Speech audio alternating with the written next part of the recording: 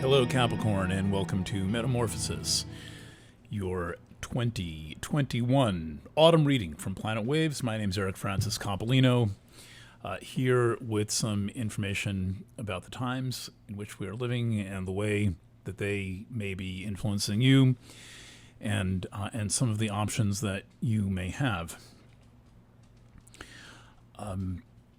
In the general introduction, I talk about the types of planetary movements that are going on. That will save me from having to fully explain and repeat, again, what they are here. So please definitely get a look at the general introduction, which is as much about themes as anything else. And I will summarize one vitally important thing, which is that the theme of the planets right now is the relationship of the individual to the collective. That is to say, the person you are to any group in any form in your life.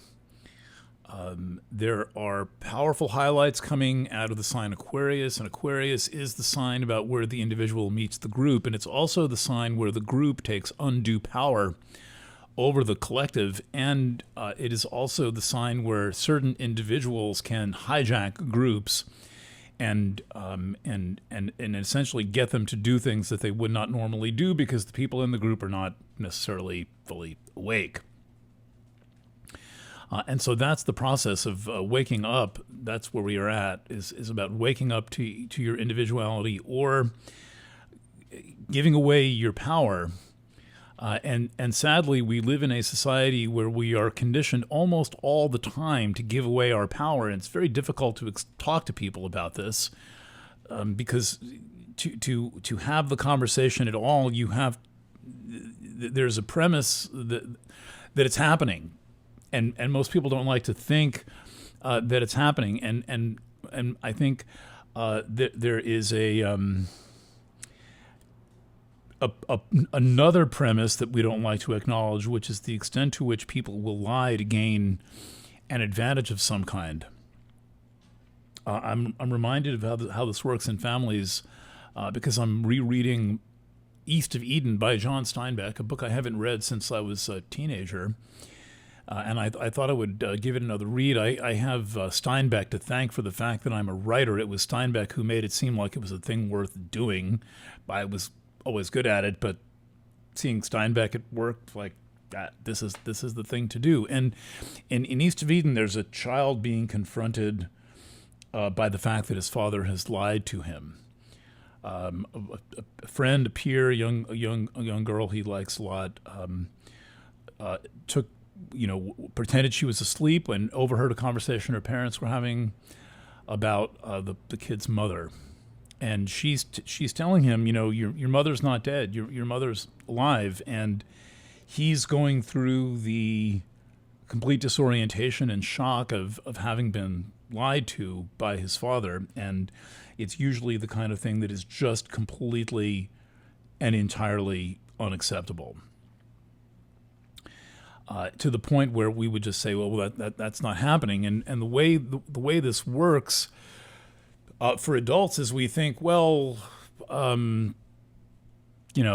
that society tells the truth, government tells the truth, government officials tell the truth. They really have our best interests at heart, and that's what we need to consider and what we need to think about. There is a point. There's a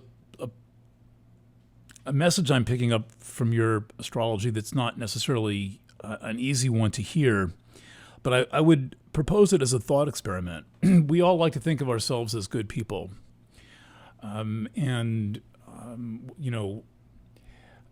Even people who are really not good people have a way of thinking themselves as doing, oh, well, at least it was for some good, at least it was for some good purpose. Oh, well, I enslaved 100,000 of my employees, but the result is, we have cars or something like this. And I want to propose as a thought experiment that you suspend judgment on whether you're a good people and, person and not assume that you are, because assuming that you are will prevent you from doing any of the necessary work to make sure that you are actually doing the right thing and that you are living values that you actually affirm. And this shows up a number of ways in your chart. And one of the first ways that it shows up is if we just look at events in the sign Capricorn, which we can now do. Here's Capricorn. So we're putting it on the first place because this is a reading for Capricorn. There's 3 points now in very early Capricorn. One is called Quayar.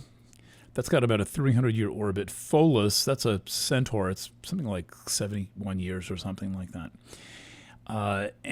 These guys have been hanging around in early Capricorn for about 3 years. They're going to be in Capricorn for a long time, another 20 years or so.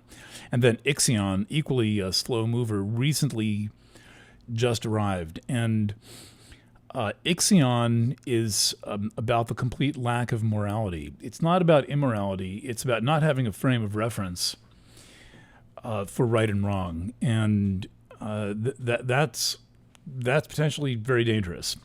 And we all have to deal with this in some part of our lives. But for Capricorn, it's happening right to you. Pholus introduces multi-generational problems that are often kind of sliding down the generations on the lubrication known as alcohol. And so there's a lot of denial contained in Pholus.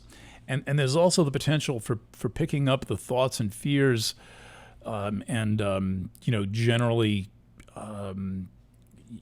challenging things from the past that our parents have given to us wittingly or unwillingly, grandparents, great-grandparents. Pholus goes back to your great-grandparents' generation. And so if you're interested in the implication of Pholus, the central matter is it begins with your great-grandparents. And you have 8 of them, and you want to account for as many of the 8 as you can, even just if you take out a piece of paper and write their names down, see how many of their names you can remember. I don't think I can name all of my great-grandparents. Quayar is another kind of influence that goes way back to the beginning of time. Quayar is like the prehistory of the human race. It's the story of how the gods and goddesses get kind of drummed and danced into existence. And so with Pholus, we go back 4 generations, 3 plus me. And with Quayar, we go way back to the foggy ruins of time. And with Ixion, we have a long-term cameo appearance by the first human in Greek mythology to commit murder, and then the attempted rapist of the goddess Hera while he was being rehabilitated by his friend Zeus on Mount Olympus. And so there's a lot of family baggage coming in, and that family baggage can influence you. It can influence the choices that you make. Hold on, I'm going to get a little more light here. It can influence the choices that you make. It can influence how you feel about yourself, and it can influence your values, which we're going to come to in half a second. So the other thing going on with your sign is that Pluto's been there since 2008, and Pluto can I think correctly, as the kind of Pluto cult says, serve as an evolutionary force, right? That's good. That's a concept, and Pluto can at the same time also represent the will to power. And when the will to power takes over, we end up thinking like Machiavelli that the ends justify the means, and we are seeing a lot of this dramatized and acted out on us in society right now, where the ends are always justifying the means, and what are the ends? Who the hell knows what the actual ends are? And we're getting used to the means. The means are just mow everybody down and make sure that nobody has sufficient self-esteem to say, hey, wait, I don't agree, but take some chutzpah, cojones, self-esteem related concepts. All of that requires deep contemplation. But here's where it gets the trickiest, and where the metamorphosis part of the metamorphosis is taking place. Chart. Aquarius. Aquarius is your second place. It works the same if you're Cap Rising or Cap Sun. In method of astrology I'm using, we're only talking hypotheticals here. We're talking about the chart for all of Capricorn. So it works Sun and works as Rising. And in the second place of Capricorn is Aquarius. And the second place is about your values. It's about your priorities.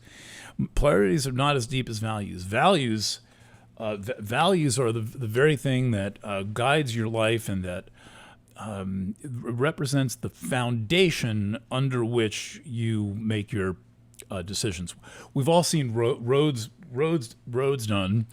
Priorities are like the surface of the road. Like when they want to do a cheap job, they just lay a little asphalt over the surface and kind of fill in some of the bumps, and then the utility caps are down like 6 inches after a while. Or if they want to do a little bit better job, they scrape off some of the old stuff and do a kind of an acid burn, or what's that thing? A little Botox to scrape off the top layer and put down a new top layer. Or when they want to really rebuild the road, they dig the whole thing up and go down 6 or 8 inches and lay a new foundation for the road. The foundation level are the values of an individual person. You might say the earth holding up the whole thing, or the values that hold up the earth, like eating, mainly. There's no goodness inherently in that. Given the possibility, most people and things will be cannibals. We are in a profound time of transformation being exercised through the sign Aquarius. Currently, it's about Saturn and Jupiter, which are rearranging things profoundly. I mean, if you look at what's happened in our society, essentially since March of 2020. 18 months now of nonstop stuff. The thing, irrespective of the content, right? Whether we're talking, whatever, forget, it could be a virus, it could be a vaccine, it could be social distancing, it could be masks, it could be this, it could be that, it could be the impact of all these things and school closures and all this. Whatever we're experiencing on the level of content, the substance of what we're experiencing, not really the substance, the spiritual framework of it is about changing the way that people interrelate with one another. So something has happened that has entered every last relationship in our lives in one way, shape, or form. It is there. It has come up. It is about the way that we relate to each other, and we are basically being compelled to relate to each other, whether we like it or not, in different ways. And this is going on through Aquarius, and so we've got Saturn here on a long trip. That's got 18 more months. Jupiter is going to be gone at the end of the year. It's going to move into Pisces. That's part of the story too, because it remanifests here in a conjunction to Neptune later in 22. And Saturn can work one of two ways. It can either push your individuality. It can make you assert your need to be yourself and stand out, or from the group represented by Aquarius, which is your second house, your personal effects, right? The second house includes the stuff in your underwear drawer. The second house is your toolbox. My second house includes this very nice microphone. My second house includes all my movable objects, tools of the trade. So your second house is a personal, private space in your life. But when you have Aquarius there, the personal, private space intersects with this collective space that is itself subject to not only to abuse, but also to having an undue influence on you, where it is uncertain whether the choices you make based on your second house values are yours, or they belong to this phantom collective that's really a bunch of essentially advertising executives selling us some fucking products right now. We want to think that we're being helped and that, it's just all a bunch of nursemaids and mother's milk and friendly policemen. But the reality is we're being sold something, whatever that something may be. That selling, that buying, that selling, that transaction is based on values. The values are being pumped through Aquarius. Buy a Coke because it'll make the rest of society feel better. In Aries, if you have access, I give a rant about the mountaintop ad by Coca-Cola in 1971. I'd like to teach the world to sing in perfect harmony. I'd like to buy the world a Coke. That's what we're in right now. Prove me wrong.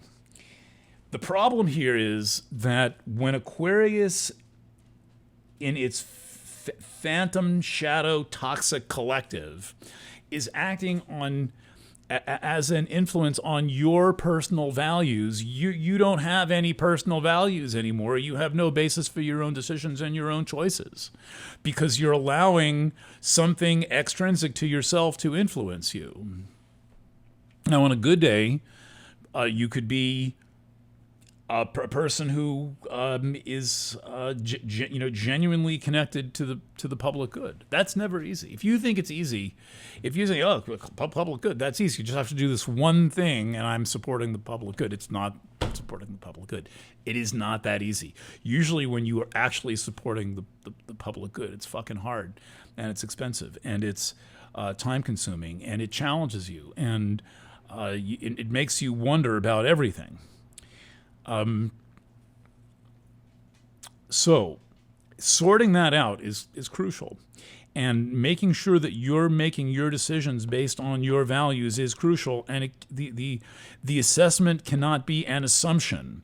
The assessment has to be Saturnian. There has to be something deep and sustained about it. There has to be doubt. There has to be a serious question being asked.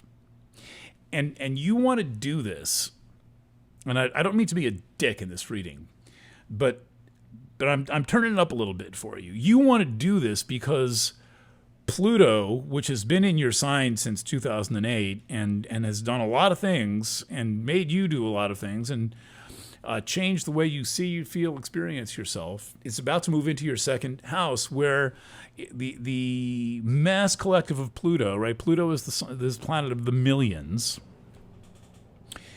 is going to be influencing your personal values, and we get into another potential version of the same question, the will to power question. We get into the individual versus the collective question. We get into how much of your power do you have? How much of your power do you give away? This is a really, really, really serious question right now. And I am suggesting that you do the work of the question with the help of Saturn and Jupiter before you have to do the work of the question under the much less flexible, less forgiving, less easy to comprehend influence of Pluto beginning in 2023. And it's very easy to set this work aside. It's very easy to be like, oh, well, whatever, I'm doing the right thing now. I'm doing what I'm told. I'm being a good citizen. It is only a micron from that to being a good Nazi. When you look at what was going on in Germany in the 1930s, it is all ordinary people like us. And we are used to seeing concentration camp victims in their uniforms, emaciated, weeks before they died. We're not accustomed to seeing them in their high heels and their wool coats with their leather baggage, boarding trains thinking they're going to be taken to another city to have new businesses. We don't see how much like us on all sides of the issue some very bad things have been, and these things get the way they are when people go along, and especially when they go along to get along thinking, oh, well, I can't I can't risk that. Being professionally ostracized. I can't be known for having that viewpoint. I'm just going to keep my mouth shut. I'm going to. This is. Do you get what I'm saying here? Those things seem innocuous. They seem ordinary. They seem mundane enough. They seem, but they're not. It is a, it doesn't take much to slip on the floor and hit your head.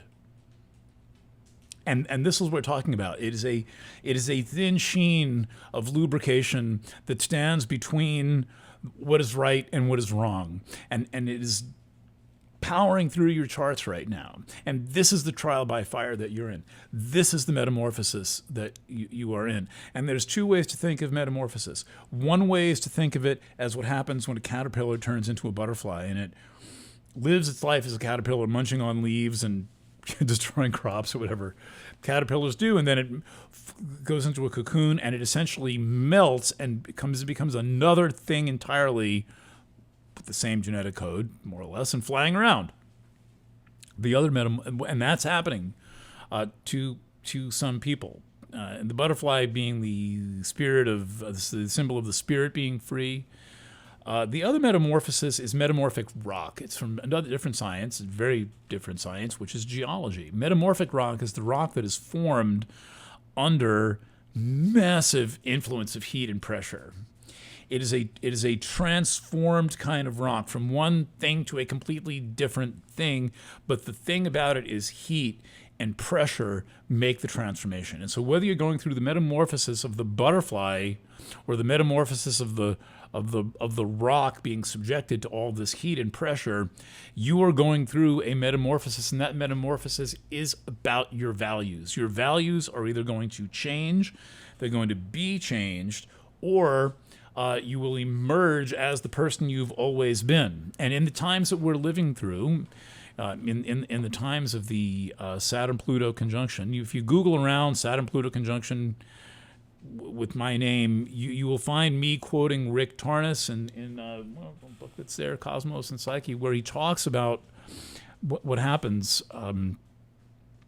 Talks about what happens in the context of the Saturn-Pluto conjunction, which we are living with. It happened in your sign, which is that very bad things can happen, and then certain very strong people emerge, and they are unstoppable. They're indomitable because they are so committed. They are so aware and so determined and so committed that the right thing happens. And so this is the thing that you can't take for granted. To do the right thing in our time in history, to be a good person, whatever that means in our time in history, is dangerous. You're not being a good person until you're taking a real risk in the choices of being a good person. There is no time in society's history where being a good person is not offensive to most people. And so this is why I'm asking you to not make any presumptions, and not to simply assume, oh, well, yes, I'm whatever. And this is a challenging thought exercise. I get it, but it is an actual spiritual exercise. Let's take a look at a couple of more houses and see the time remaining. In the third house, and Capricorn is kind of neat and tidy, all the massive stuff is going on from your sign basically out through Aries. The big fireworks in Taurus pretty much already happened. So we're really looking at these four places: Cap, Aqua, Pisces, Aries. In Pisces, your house of cognition, right? This is challenging to have Pisces as the house of cognition, because Pisces is not very cognitive in any logical, rational sense unless there are supporting elements. It's always going to have its own logic. The problem is that Neptune is there, and Neptune is clouding your judgment. It's clouding your cognitive abilities. It is making it difficult for you to think clearly. And this is a long, long transit. This goes back to the the approximate era of Saturn of the Uranus-Pluto square. We're around that time, around 2011, Neptune leaves Aquarius and enters Pisces. A very big deal at the time because Neptune had spent so much time in Aquarius, and it seemed endless. Seems endless in Pisces. What's now about to happen is Jupiter is going to enter Pisces at the very end of the year, I think on the 29th, and it's going to make a conjunction it's going to make a conjunction to Neptune. Let's see if I can find when that is. That's on 4/12/22, coming right up in the spring. And so Jupiter hems and haws, and then it changes signs and it blazes across the next sign. That's what's about to happen. And so this can have the possibility of magnifying incorrect thought patterns. So everything about your astrology is saying, pay attention to who you are, what you're doing, what you think, how you think, and what you believe. Journal carefully. You can be fairly sure you're doing the right thing when you are in some agony wrestling with your conscience. And I don't mean just purely based on guilt. I mean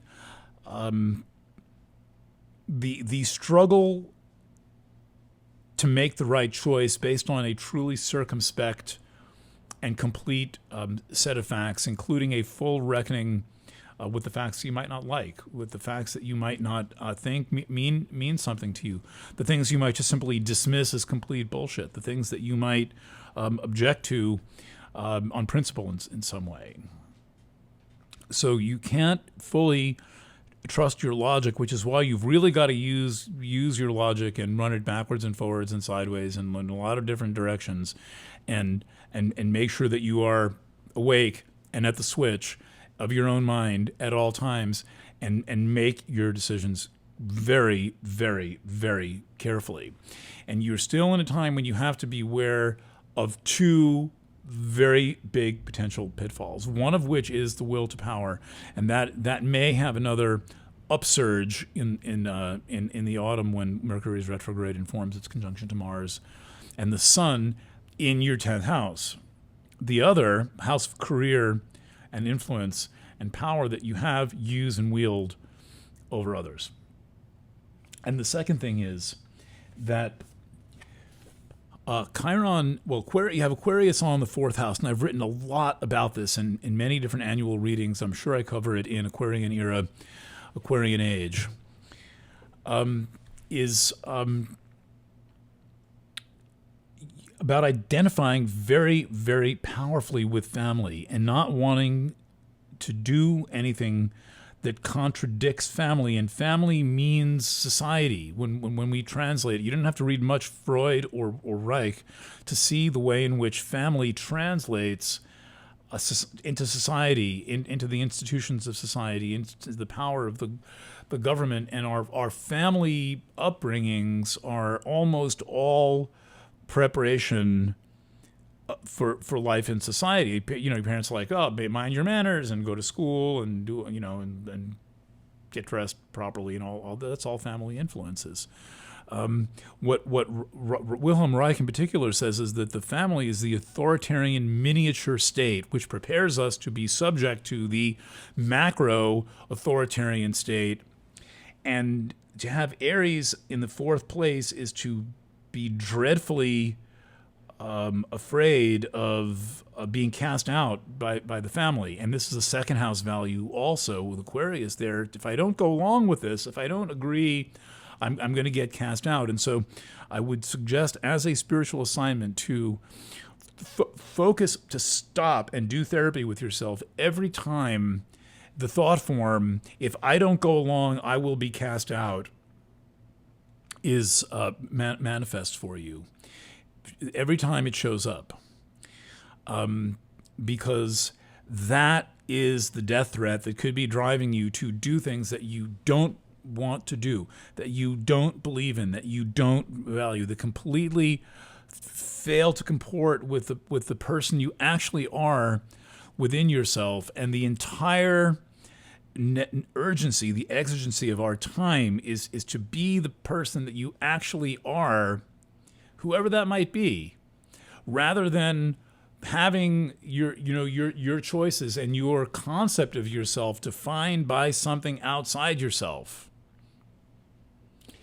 This is where we are at. This is where we are. This is what's going on here. And fortunately, with Aries lit up by Chiron, that can manifest as a fear of an enhanced fear of being rejected in some way, or it can manifest as a